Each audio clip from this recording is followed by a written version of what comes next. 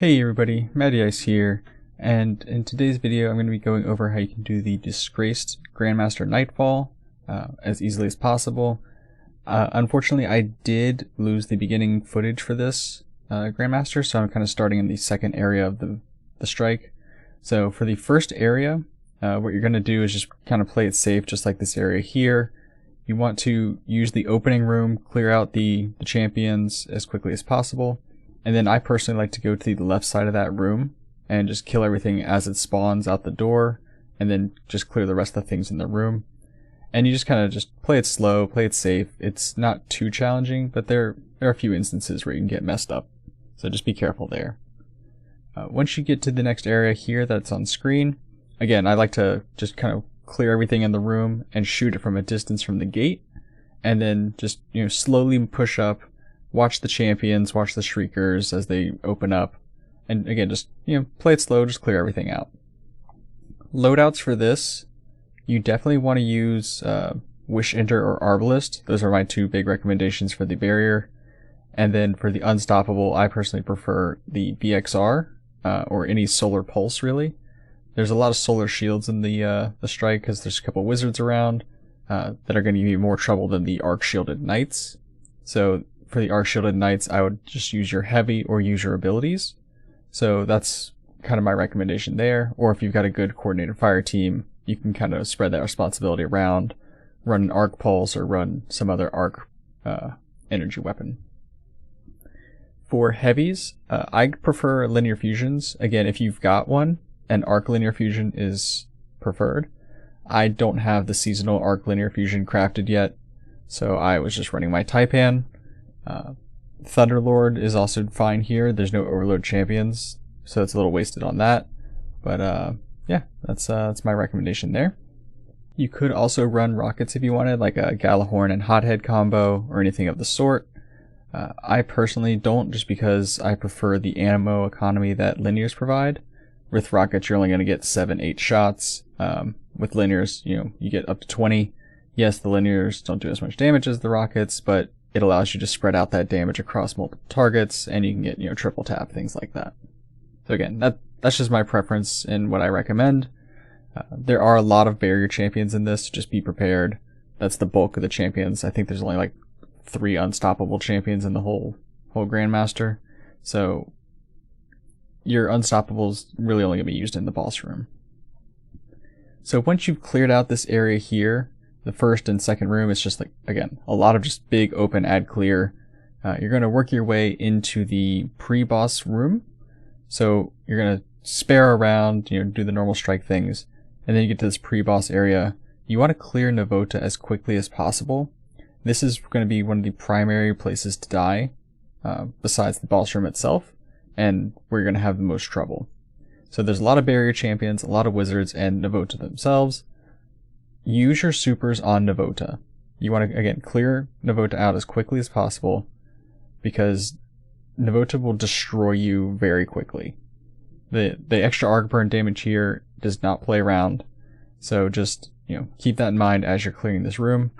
We used a Thunder Crash, we used the Arc Hunter Storm super, and my teammates still went down occasionally. So again, make sure you just clear this out as quickly as possible. And that's my biggest recommendation here. One other thing to keep an eye out for is after you've killed these barrier champions and the wizards, there is an unstoppable ogre on the hill going up to the boss room, as well as another barrier champion on the upper ledge. So be careful with that. You want to clear the ogre first, because that unstoppable ogre will kind of chase you down if you don't play it safe and stun it. So just, again, do your normal champion strats for those and just be careful. Alright, as we get into the boss room, my recommendation here, again, is kind of the same as always. Clear out all the ads. Make sure somebody's staying on top of the ad management, because the thrall can mess you up pretty quickly. And damage Navota from a distance. You want to make sure you're damaging from a place where you can duck behind cover, because as I said before, Navota can destroy you very easily. And this, again, is where that solar damage comes into play here, because Navota has a solar shield. So it's very helpful to have that. Now for our composition, we had an Arc Titan and an Arc Hunter, and then me on Solar Warlock. So the Arc Titan, does its Arc Titan things this season, which is just insanely stupid, and is able to just storm grenade damage everything in the area. So it's definitely helpful to have that on your team if you can get that. Otherwise, just, it'll take a little bit longer and it's fine. Between damage phases, as a well warlock here, I like to place the well under the bridge. This is a great place to where you can see both spawns from these 2 spawn doors, clear them out pretty quickly and easily, while maintaining cover from Navota without being able to be shot. And again, 30 seconds should be more than enough time to clear everything out. And since I'm running Phoenix Protocol, I most of the time am able to get up to like 75-80% of my super back immediately, sometimes even more. So I definitely recommend doing this, and then when Navota spawns, be very careful. I was getting a little cocky in some of these situations, so in the background gameplay here you'll see I've run out, and I don't just immediately run back under the bridge after I've taken my couple shots, so I will occasionally get killed down from Navota, and you'll see just how quickly that happens. So my plan is to let this whole boss fight kind of play out because it is a very quick strike, so just keep that in mind as you're seeing this. Also, one thing to keep an eye out for is the additional thrall that spawn during this whole boss fight. So when Navota gets to a certain health level, thrall and curse thrall will spawn, so you have to keep an eye out for that. You can see my teammate got killed by a curse thrall, and getting the res was a little challenging. So again, just keep an eye out for all that, and you'll be fine. The one good thing about having the team comp that we have in this Grandmaster is having the well drop additional orbs is very nice because it helps give our team supers back even faster. So feel free to just use your Hunter super, use your Titan Thunder Crash on Navota as much as possible. It really does help to not only just make things go a little faster, but it can potentially generate some extra orbs if you've got like the Gathering Storm, killing a couple of the Thrall or some of the other adds. And if Thunder Crash, the lingering effect happens to kill something, or just there's an extra ad nearby, you can do some extra damage there. One other thing to watch out for, as you can see here that happened to me, I shot the Unstoppable Ogre as it spawned, so it did that spawn stun glitch where it was not able to re-stun it for a few seconds, so just be careful with your shots there. Otherwise, this is, again, kind of the same as every other phase. Clear the ads, then just slowly damage Navota, kind of chip away at their health until they get to their final little health gate.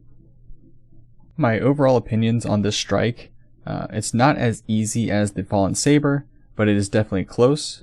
So this is definitely a farmable strike. You just have to pay attention and don't go out into the open like I was doing in that one instance right there.